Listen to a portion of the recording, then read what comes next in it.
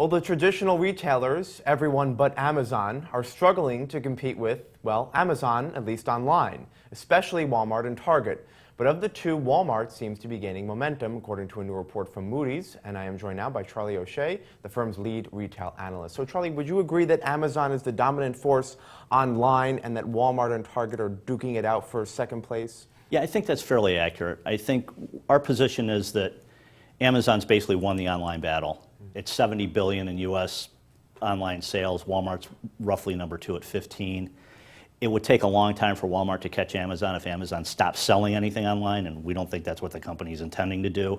So everybody's playing catch up, and the key in our view is to be the second website that people might go to look for after they look at the Amazon site, because we think that people are going to the Amazon site first. And does Walmart's recent acquisition of Jet.com help it become the second site beyond Amazon? Absolutely. We think Jet was a game-changing transaction for Walmart. We put a piece out surrounding the acquisition that calls it an uh-oh moment for the competition, the brick-and-mortar competition, because Walmart buys a platform that's working. Jet hadn't scaled yet, so it was not profitable, but it was generating over $1 billion in run rate gross merchandise volume, which is a big number, and has pricing algorithms, delivery, and that sort of thing that Walmart didn't have. So instead of trying to develop it itself, where you might drill some dry holes and lose some money, Walmart bought an existing platform, which gives it a leg up on everybody else in brick and mortar. So should Amazon necessarily be worried, and should Target be worried that they're just, out of the game, essentially, online? Amazon doesn't need to worry about Walmart online so much as Amazon needs to worry about Walmart as a retailer combined online with brick and mortar. Online sales are still less than 10%. We pegged it at around 9% during the piece we wrote earlier this year. And we think that they'll grow 15% a year, perhaps, maybe a little bit higher. So they don't get to 20% for 5 or 6 years down the road. Walmart's online sales as a percentage of non-food sales in the U.S. are roughly 10% at $15 billion. So Walmart has a big brick and mortar business. Walmart doesn't need to be super successful online in order to be a successful retailer. They need to be in the conversation with Amazon.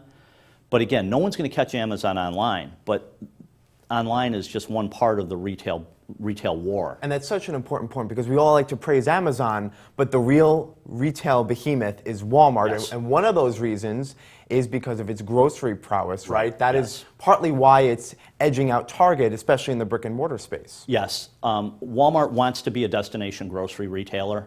Target wants grocery to be an important part of its overall product mix, but it is not intended to be a destination grocery retailer. Target continues to want to be fast fashion, the hip, Target type product, and food is an important component there, but it is not the key component.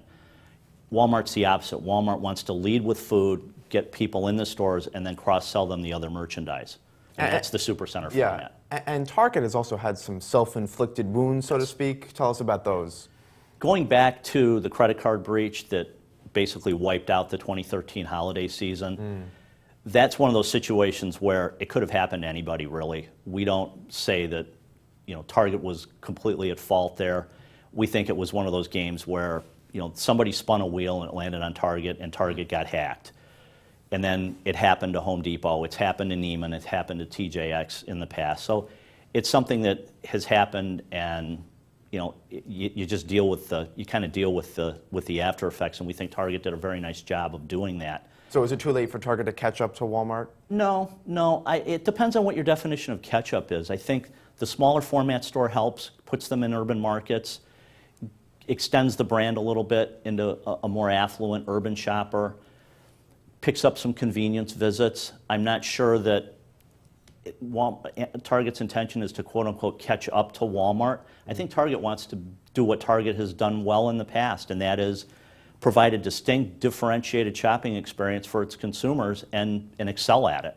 All right, Target shares are down about 5% this year, while Walmart shares are up 12%, so go figure. All right, Charlie O'Shea from Moody's, thank you for coming by. Thanks for having me, I appreciate it.